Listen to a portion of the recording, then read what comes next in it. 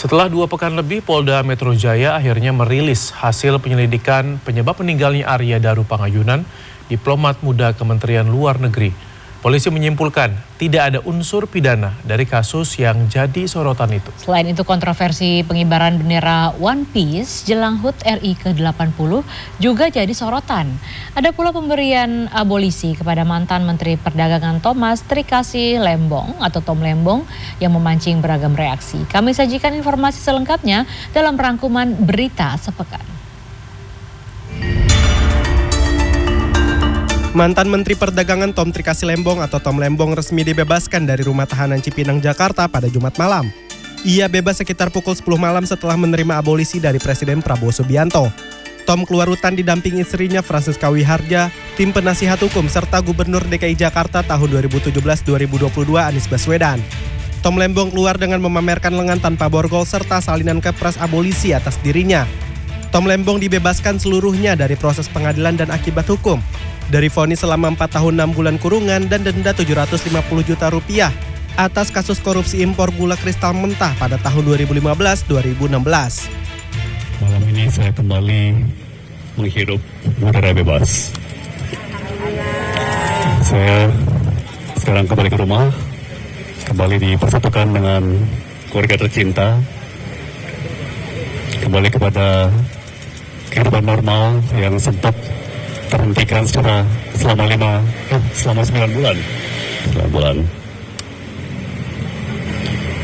Pertama-tama tentunya saya mau menyampaikan rasa syukur yang dalam kepada Tuhan Allah Yang Maha Esa, karena tanpa perkenannya tidak mungkin saya berdiri di sini saat ini.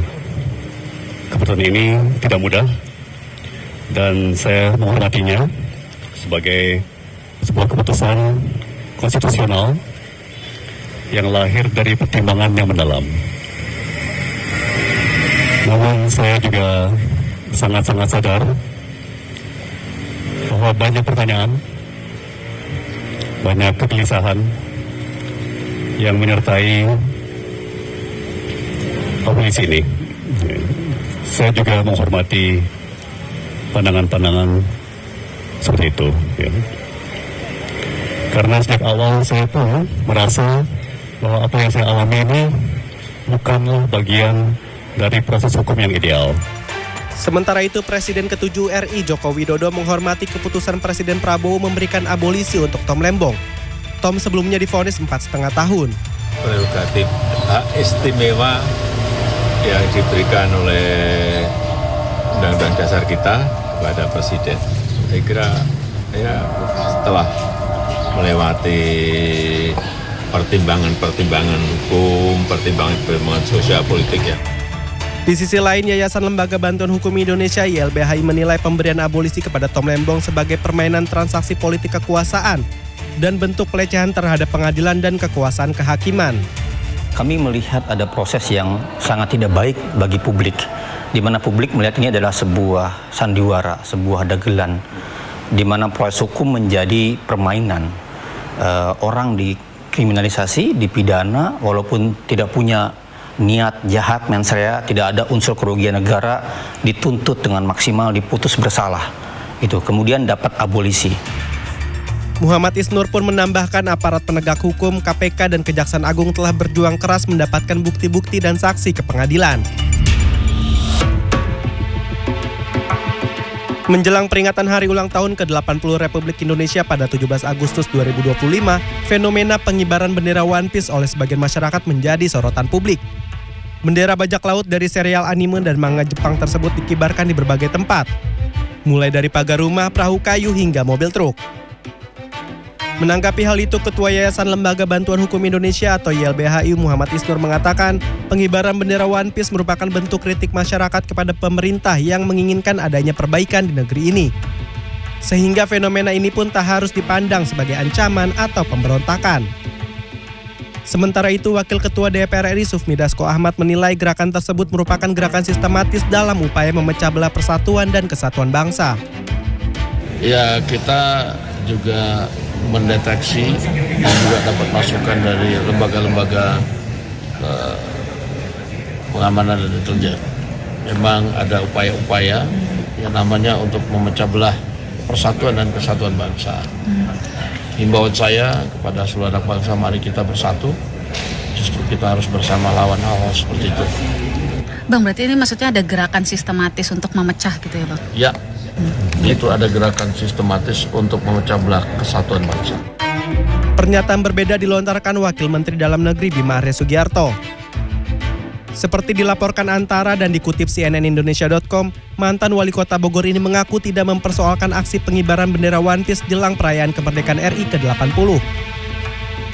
Menurut Bima Arya, aksi warga mengibarkan bendera One Piece jadi bagian dari ekspresi dan kreativitas warga dengan muatan harapan dan refleksi. Namun Bima Arya menegaskan dalam perayaan HUT ke-80 RI, bendera yang harus berkibar hanya bendera merah putih. Adapun YLBHI meminta kritik itu jadi lecutan bagi pemerintah agar bisa melakukan evaluasi tata kelola pemerintahan yang lebih baik.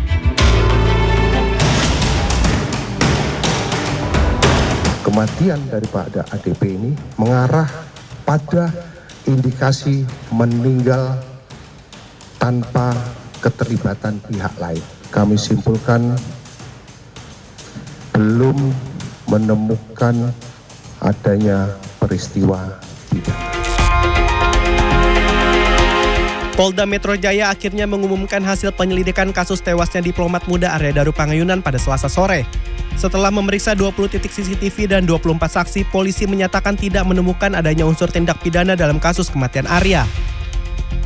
Asosiasi Psikologi Forensik Indonesia menemukan adanya riwayat Arya Daru Pangayunan mengakses layanan kesehatan mental secara daring pada tahun 2013 dan terakhir pada tahun 2021.